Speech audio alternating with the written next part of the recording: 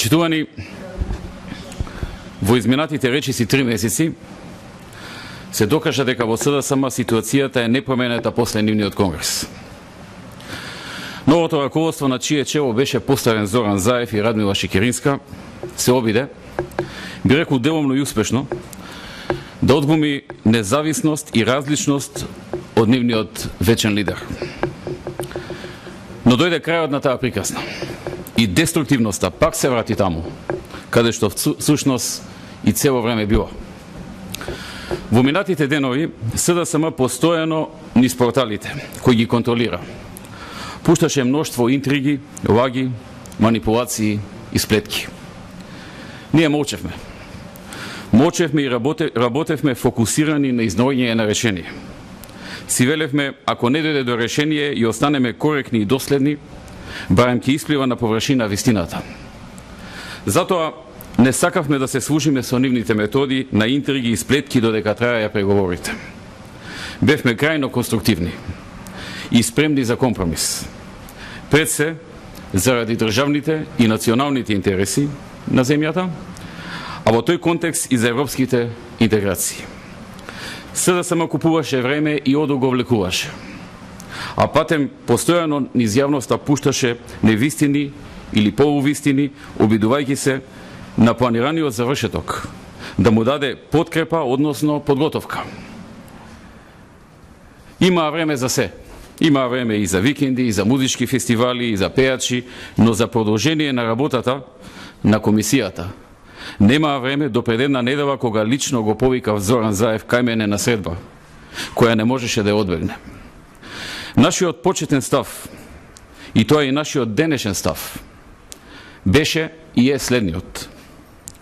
На 24 декември Бранко Црвенковски го втурна СДСМ во 5 месеци однапред смислено сценарио за насилно превземање на власта преку преходна блокада на институциите и создавање длабока политичка криза, во која како лов во матно, СДСМ се надеваше на гласови добиени во ситуација на очеј на граѓаните заради создадениот хаос.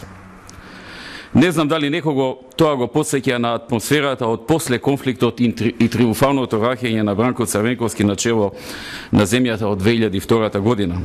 Од прилика 10 години пред смислувањето на овој план во јули минатата година од него лично.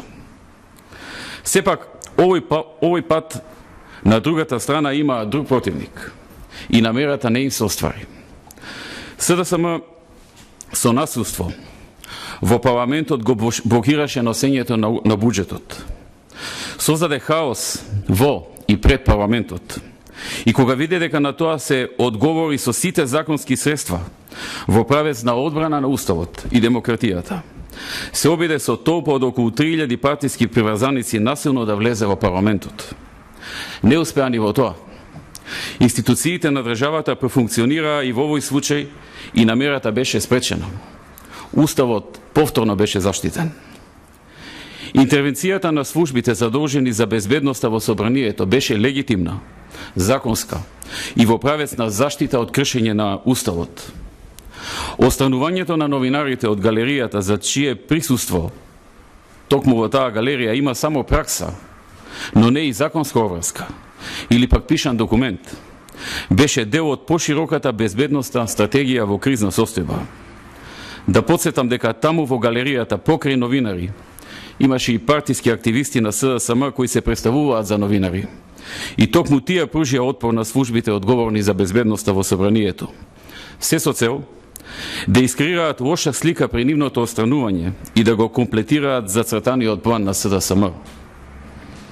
Но сепак, сето ова се случуваше пред почеток на седницата, а за гарантираната со устав јавност на седницата беше обезбедена преку телевизискиот пренос на таа седница од моментот кога седницата започна.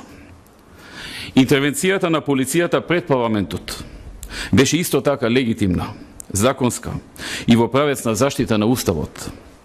Поголемиот дел од толпата го знаеа тоа и не случајно само околу 500 лица тргнаа во насилното влегување во парламентот.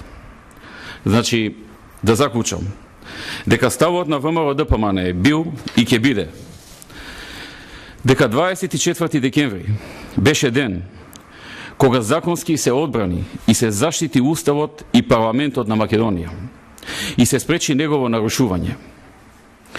Исто така став на ВМРО-ДПМН е дека СДСМ во неколку наврати го прекраши Уставот, противуставно блокирајќи го работењето на парламентот, испречувајќи го председателот на парламентот, комисиите и самиот парламент во неговата работа.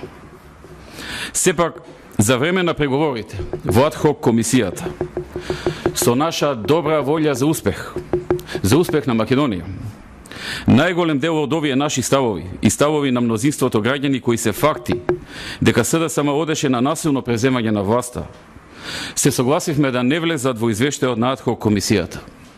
Ценевме дека СДСМ нема да прифати реален извештај и се откажавме од внесувањето на овие факти да бидат дел од извештајот. Тоа беше наш огромен влог во овие преговори. Кога ова го виде креаторот на 24 декември, се испаши дека новото раководство на СДСМ ќе постигне договор за компромисен извештај.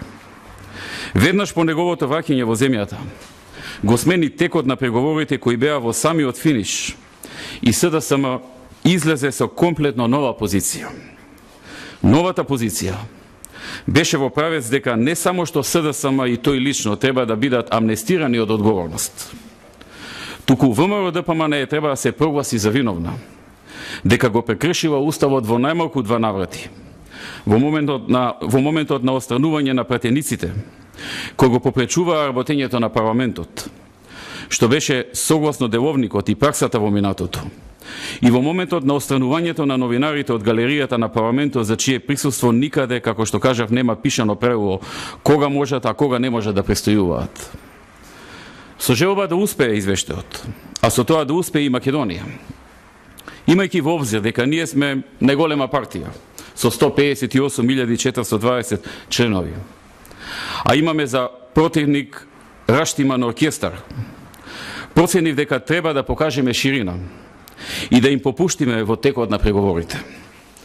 Не само што се откажавме од влегување на фактите за кршење на Уставот и законите од страна на СДСМ во извештајот, за која предмалку говорев, туку и почнавме да прифаќаме и формулации кои некој можеше да ги разбере и како наше преземање вина. И на некој начин СДСМ можеше да ги употреби како свој алиби за излез од состојбата во која самата се доведе.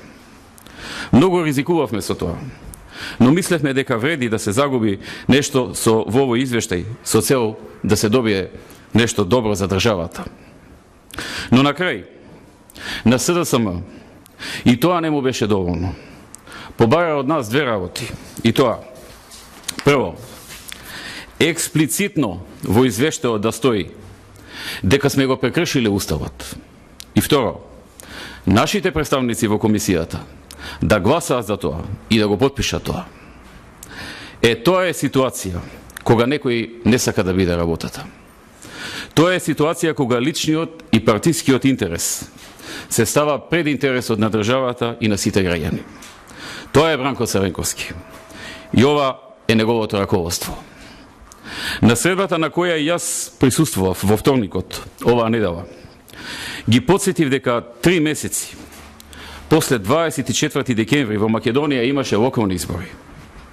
Дека и пред и за време на кампањата нивниот вечен лидер одеше во јавноста само со една теза и ништо друго, а тоа е дека ВМРО-ДПМН на 24 декември го прекрши Уставот, ги погази законите и така натаму. Ги подсетив и дека ние во првите 5-6 дена од кампањата го негиравме тоа. И потоа престанавме да зборуваме на таа тема, оставајќи народот сам да одлучи и верувајќи дека народот имаше доволно време да ја разбере ситуацијата. На крајот, резултатот во бројот на градоначалници беше 58:4 во наша корист. Во бројот на гласови беше 140.000 гласови разлика во наша корист, поголема и од онаа во 2009 за која мислевме дека е недостижна повторно. Им реков дека секој разумен политичар би извлекол поука од оваа порака на граѓаните. И додадов дека ако тоа им е малку, можеме повторно да го прашаме народот на предвремени избори веднаш, за да се изјасни за тоа. не дадоа прецизен одговор. Иако во нивните брифинзи од нив контролираните портали брифираа дека веднаш прифатиле, се воздржавме од јавен коментар во интерес на преговорите. Како понатаму е прашањето сега? Како во ситуација кога Европската Унија навестува одземање на препораката ако не се постигне договор, СДСМ целеше кон тоа? Или целосно ВМРО ДПМН е јасно и недвосмислено да е преземе вината за декемвриските случувања и на база на тоа тие да градат изборна стратегија, или да не се постигне договор, земјата да добие негативен извештај, препораката да биде загубена, па на база на тоа да ја градат нивната изборна стратегија понатаму? Колку неодговорно кон сопствената земја и кон сопствените граѓани. Во една ваква ситуација, ВМРО ДПМН ги нуди следните алтернативи. Прво, комисијата има 5 члена. 3 од нив се членови на СДСМ. Предлогот е да се собере комисијата веднаш и со надгласување нека изгласаат како сакаат извештај во делот на правните квалификации. Ако председателот на комисијата Борче Давидковски не сака да гласа на ваков начин, ВМРО ДПМН ќе подржи веднаш нов председател, кој ќе го предложи СДСМ. И со оваа пресконференција може да се смета дека го подржуваме било кој нивни предлог за председател, без за тоа да се состануваме. Било кој. Подготвени сме за председател на комисијата да го прифатиме и самиот Бранко Царенковски, или Зоран Заев, или Радмила Шикеринска, или Јани Макрадули, или било кој. Кој тие ќе го изгласаат и одберат? На тој начин, СДСМ ќе добие извештај, како што сака, што се однесува до правните квалификации, каде што и се блокираше работата, по нивна мерка, а Македонија ќе се ослободи од заканата за губење на препораката. Се разбира за нас и за најголем дел од македонската јавност, тоа ќе биде партиски извештај, но барем ќе го има и државата и народот нема да трпат последици заради деструктивната политика на СДСМ. Ова би можело да се направи во текот на утрешниот ден. И втора алтернатива. Ако и ова е неприфатливо за СДСМ, тогаш го предлагаме следното. Веднаш во понеделник, на итна седница со одлука на парламентот, да распишеме предвремени парламентарни избори. При тоа предлагаме утре да подпишеме 2 верзии на правните квалификации во извештајот. Едната која ќе биде согласно ставот на ВМРО и во која ќе пишува дека е валидна само ако на изборите на 13 октомври ВМРО добие повеќе гласови отколку СДСМ. И втората, која ќе ги содржи правните квалификации кои ги преферира СДСМ и во која ќе пишува дека таа е валидна и стапува на сила доколку на денот на превремените избори на 13 октомври СДСМ добие повеќе гласови од ВМРО ДПМН. 13 октомври е последен ден, недела, пред 16 октомври, кога треба да се објави извештајот на Европската комисија за Македонија. И тогаш ќе имаме потпишан, валиден и потврден од граѓаните извештај, така што тоа нема да биде причина за одземање на препораката од страна на Европската комисија. Во понеделник е последниот ден во кој може да се распушти парламентот, а изборите да се одржат пред објавувањето на извештајот за Македонија во Брисел. Па нека одлучи народот каде е вистината и кои луѓе сака да ја водат земјата во наредните години. Со ова еднаш за секогаш ќе се затвори ова прашање и ќе се одбегне негативен извештај за Македонија. Очекуваме јасен одговор веднаш, а најдосна до утре. Секое условување ќе го цениме за купување време и одбивање. Превремените избори имаат смисла ако се одржат пред објавувањето на извештајот на Европската Унија за Македонија. Со други зборови кажано, скратено, или гласајте како сакате извештај во делот на правните квалификации. И онака 6 месеци се боревте во комисијата да сте вие 3, а наши 2 представници. Или ајде на избори, па народот нека реши. Благодарам. Повелете. Премиерот за прашањето за предвремени избори денес Зоран Заев рече дека нема да учествува на избори кои би биле криминални како и минатите. Може ли ваш коментар на тоа? Па, ако рекол Зоран Заев дека минатите избори беа криминални, тогаш тој победил на минатите избори за градоначалник на криминален начин. Затоа што на тие криминални избори Зоран Заев стана градоначалник на Струмица. И сакам да ви кажам дека изборите не може да бидат ексклузивитет на тоа дали една партија ќе учествува во нив или нема да учествува. Имате подршка од 62 пратеника за кандидат за президент? Веруваме дека ќе имаме. И веруваме дека и СДСМ ќе го подржи тоа. Доколку ја избере таа алтернатива, се разбира, има две алтернативи.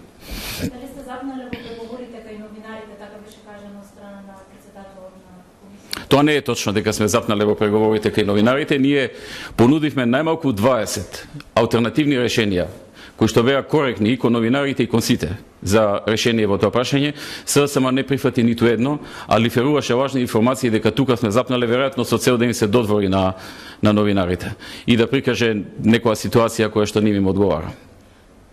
Сведоци за тоа се и представниците на меѓународната заедница.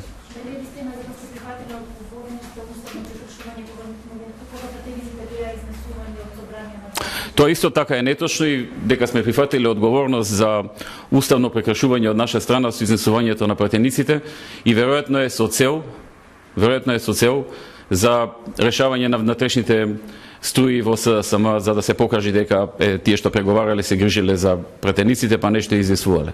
Не гледам друга причина заради тоа. Премиере, на кои забелешки ваши или ваши заклучоци СДСМ не се согласи? Не ве разбрав како, на кои забелешки? Ваши заклучоци кои што нели требало да ги Ги имаше голем број, значи само во делот на новинарите дававме над 20, а во другите делови веројатно 70, 80 или можеби 100 варианти понудивме за да се реши прашањето, односно да се заврши с успех комисијата. Благодарам.